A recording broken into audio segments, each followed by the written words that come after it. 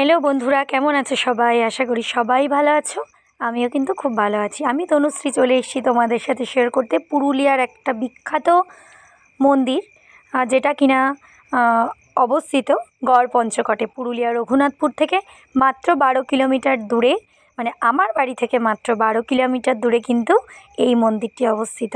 তো তোমরা যেমন কি ভিডিওটাতে দেখতে পাচ্ছ, এটা হচ্ছে সেই মন্দির, 1200 বছর পুরনো মন্দির, রাধাকৃষ্ণের মন্দির, যেটাকে অনেকে রাস মন্দিরও বলে থাকে।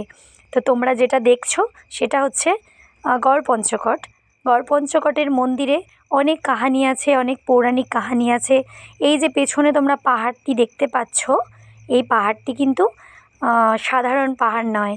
এই পাহাড়ের পেছনে কিন্তু আগে, এই পাহাড়ের ওপরেই আর কি, কাশীপুরের যে রাজা, তোমরা কাশীপুর রাজবাড়ির কথা অনেকেই হয়তো শুনেছো। তো কাশীপুরের যে রাজা ছিলেন তিনি কিন্তু এই পাহাড়ের ওপরেই থাকতেন আগে। তারপরে এখানে যখন অনেক পরিমাণে ডাকাতের উপদ্রব হয়, তখন কিন্তু এই জায়গাটা উনি ত্যাগ করেন। এই জায়গাটা ত্যাগ করে নিয়ে উনি কিন্তু কাশীপুরে গিয়ে আবার অবস্থান করেন। তো তোমরা দেখতে পাচ্ছ পুরো ভিডিওটাতে আমি তোমাদেরকে যথারীতি যতটুকু চেষ্টা করছি পুরোটা দেখানোর, কিন্তু পুরোটা আমি তোমাদের এখনও দেখাতে পারিনি। এটা কিন্তু পাহাড়ের ওপরে মন্দিরও আছে। এই পাহাড়ের ওপরে যে মন্দিরটি আছে সেটা কিন্তু আমি তোমাদের সাথে শেয়ার করব। তো মাত্র 12 কিলোমিটার রঘুনাথপুর থেকে এই বিখ্যাত মন্দির গড় পঞ্চকটের রাধাকৃষ্ণের মন্দির।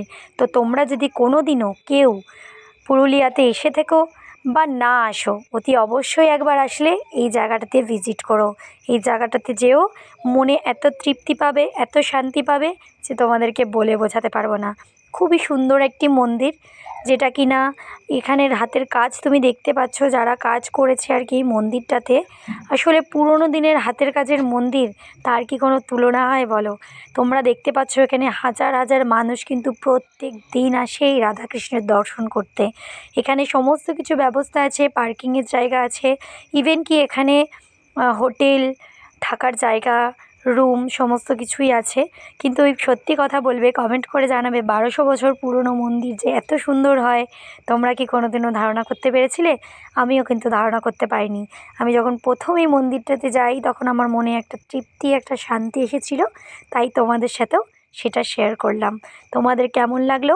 আমি কিন্তু অনেকবার এই মন্দিরে গেছি। তোমরা দেখতে পাচ্ছ এখানে কত লোক, মাজারে হাজারে মানুষ কিন্তু প্রত্যেক দিন আসে, প্রতিদিন আসে এখানে ঘুরতে, রাধাকৃষ্ণের মন্দির দেখতে, এত বছর পুরনো মন্দির দেখতে।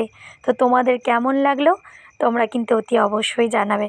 তোমরা তো শুনেছো পুরুলিয়ার যে কোনো গানে কিন্তু এই মন্দিরের কথা বলা আছে। তোমরা শুনবে পুরুলিয়ার গান, পুরুলিয়ার গানে কিন্তু এই গড় পঞ্চকটের কথা কিন্তু বলা রয়েছে। সবুজে ঢাকা এই গড় পঞ্চকট, লাল পলাশে দেউল। এই গড় পঞ্চকটে যখনই তুমি এন্ট্রি নেবে, রাস্তায় কিন্তু তুমি অনেক পলাশ ফুল দেখতে পাবে, শুধু পলাশ ফুলের গাছ দেখতে পাবে। যেমনটা কি তোমাদেরকে বলছিলাম যে এখানে ঘুরে তোমরা ভেবো না যে এখানে আসবো থাকবো কোথায়। তো তোমাদেরকে চলো হোটেলটাও দর্শন করিয়ে দিই। তো তোমাদেরকে হোটেল দর্শন করাচ্ছি, তোমরা দেখো কেমন লাগলো এখানের হোটেল। এটা হচ্ছে হোটেল। এই হোটেলে কিন্তু তোমরা খাওয়া দাওয়া থাকা সব কিছুই করতে পারো, সব কিছুর ব্যবস্থাই কিন্তু এখানে করা আছে। তো তোমরা যদি চাও তো অতি অবশ্যই একবার কিন্তু গড় পঞ্চকটে এসে ঘুরে যাবে। আর ভিডিওটা কেমন লাগলো অতি অবশ্যই কিন্তু কমেন্ট করতে জানাতে ভুলো না। কমেন্ট করবে, তবে তো আমি তোমাদেরকে ধন্যবাদ জানাতে পারবো যে কে কোথা থেকে দেখছো এই ভিডিওটা। তো তোমরা অতি অবশ্যই কিন্তু কমেন্ট করে আমাকে জানাবে। আর বাকি রইল পাহাড়ের উপরের মন্দির, সেটা কিন্তু খুব শিগগিরই তোমাকে দেব, তোমাদের কাছে পৌঁছে যাবে পাহাড়ের উপরে মন্দির এবং পাহাড়ের উপরে মন্দিরের ঘটনা। অতি অবশ্যই কিন্তু তোমরা ভিডিওটা পুরো দেখো। ভালো লাগলে একটা লাইক আর একটু কমেন্ট করো। চ্যানেলে যদি কেউ নতুন হয়ে থাকো, চ্যানেলটা কিন্তু অতি অবশ্যই সাবস্ক্রাইব করে বেল আইকনটা দাবিয়ে রেখো, তাহলে কিন্তু আমার ভিডিও তোমাদের কাছে টাইম টু টাইম পৌঁছতে থাকবে। সবাই ভালো থেকো, সবাই সুস্থ থেকো, এটাই কামনা করি। রাধাকৃষ্ণের নাম নিয়ে আজকের ভিডিও এখানেই শেষ করছি। তোমরা সবাই ভালো থেকো, সবাই সুস্থ থেকো। টাটা।